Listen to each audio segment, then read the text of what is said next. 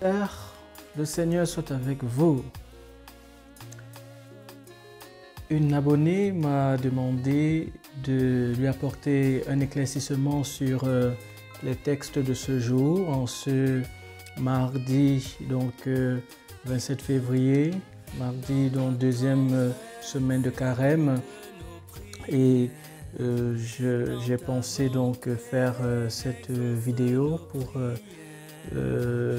que cet éclairage de la parole de Dieu serve pas uniquement à un fidèle, une fidèle du Christ, mais au peuple de Dieu qui lui appartient.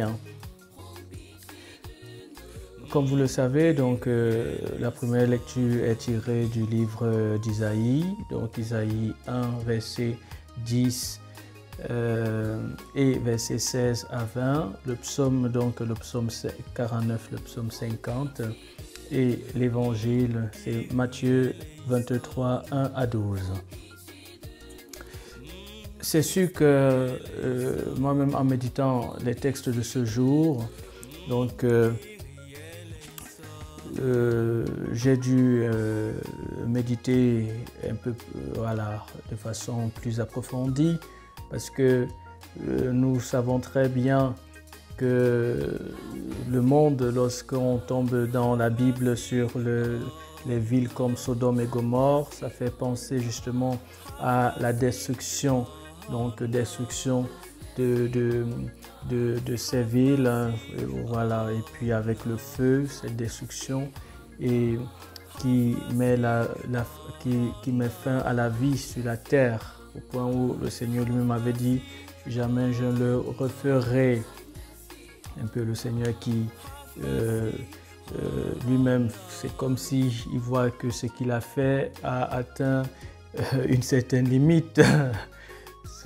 On peut penser que Dieu, il est un peu comme ça, mais bon, c'est lui attribuer ses caractères humains. Je vous ai déjà parlé de l'anthropomorphisme.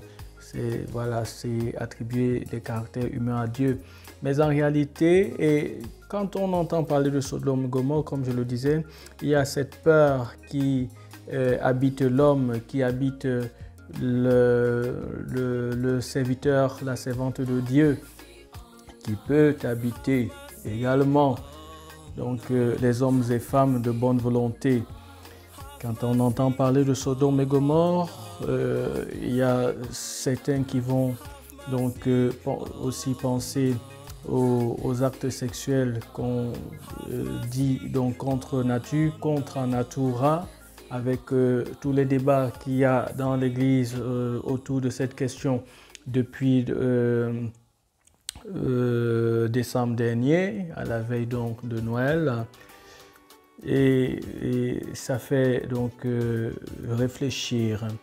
Mais en réalité, pendant cette période de carême, il faut se dire que le carême, c'est ce temps par excellence de désert, ce temps par excellence qui donne à l'homme la possibilité et le Seigneur le dit au milieu du texte, « Venez et discutons, dit le Seigneur ». Donc c'est la période pendant laquelle le Seigneur le Seigneur attend les bras ouverts l'homme, et le Seigneur est prêt, et du coup l'homme, qu'est-ce qu'il doit faire? Il doit juste revenir vers le Seigneur qui est son Dieu.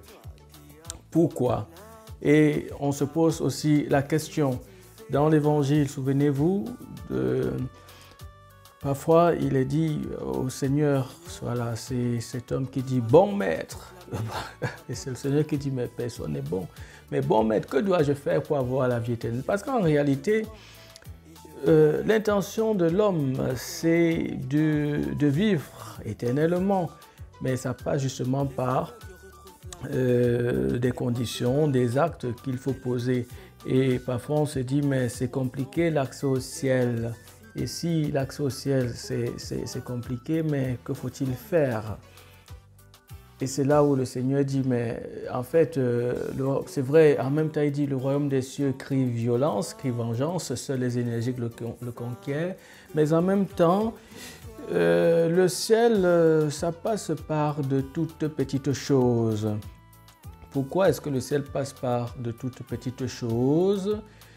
Justement, le Seigneur lui-même le dit dans l'évangile de ce jour. Je le dis, donc je le répète, c'est Matthieu chapitre 23, versets 1 à 12. Dans cet évangile, en réalité, il reconnaît, c'est-à-dire, on peut noter deux choses principales, deux points ou faits. Il reconnaît qu'en réalité, les scribes et les pharisiens enseignent dans la chair de Moïse. Vous savez, dans l'Ancien Testament, Moïse, c'est la référence. Au point où lorsque Jésus arrive, on dit, mais veux-tu détruire ou bien t'opposer à ce que Moïse, notre Père, nous a enseigné? Et c'est là où il dit, je ne suis pas venu abolir la loi, mais l'accomplir. Je ne suis pas venu abolir la loi, mais l'accomplir. Et donc, Jésus, qui en réalité est la parole, et verbum carum factum est, et habitavit in nobis, et le Verbe s'est fait chair et il habitait parmi nous. Jésus qui est la parole dit en réalité, Moïse reste la référence.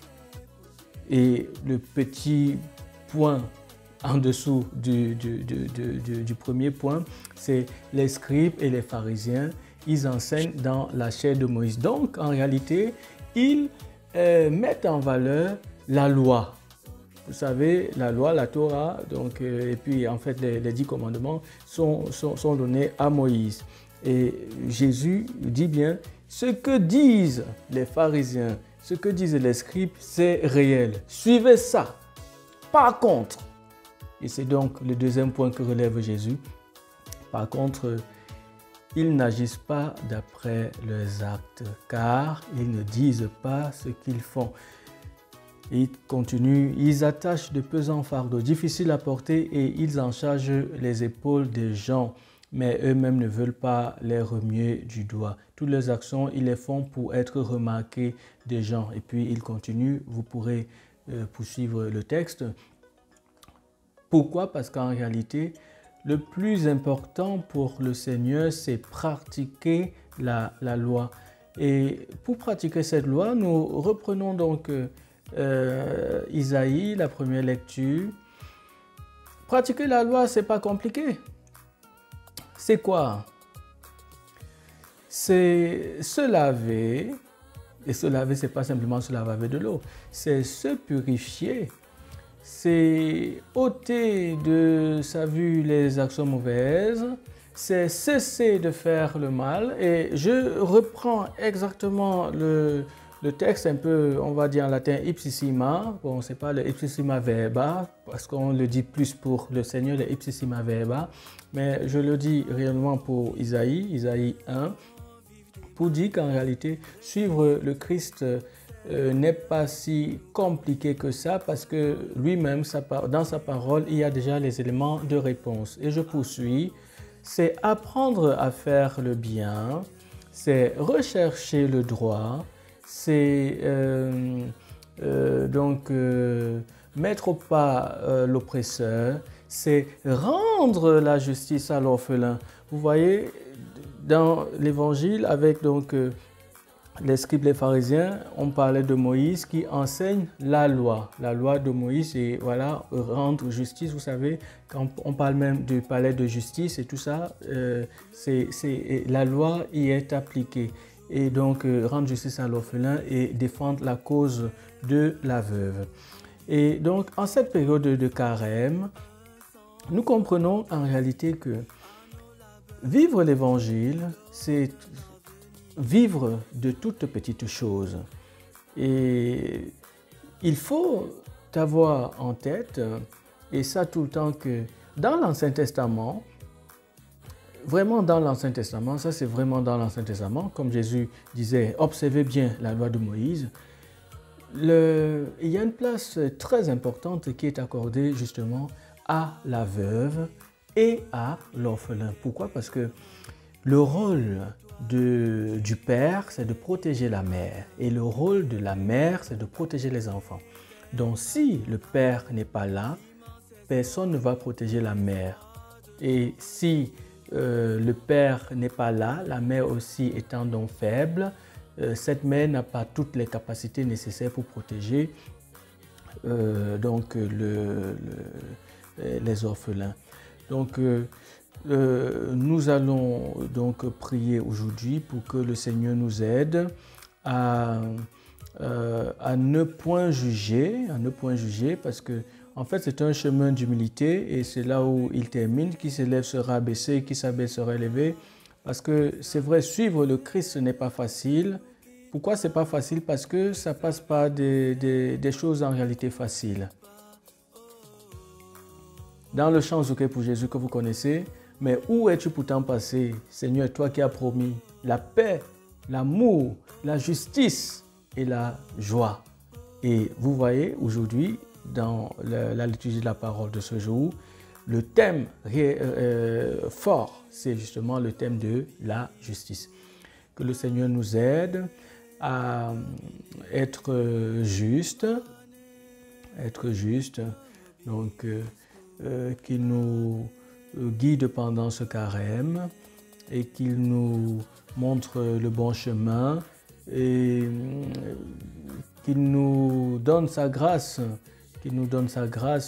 pour l'aimer davantage, pour aimer sa parole, parce qu'en réalité, c'est sa parole qui est la vérité. Pour les siècles des siècles. Amen.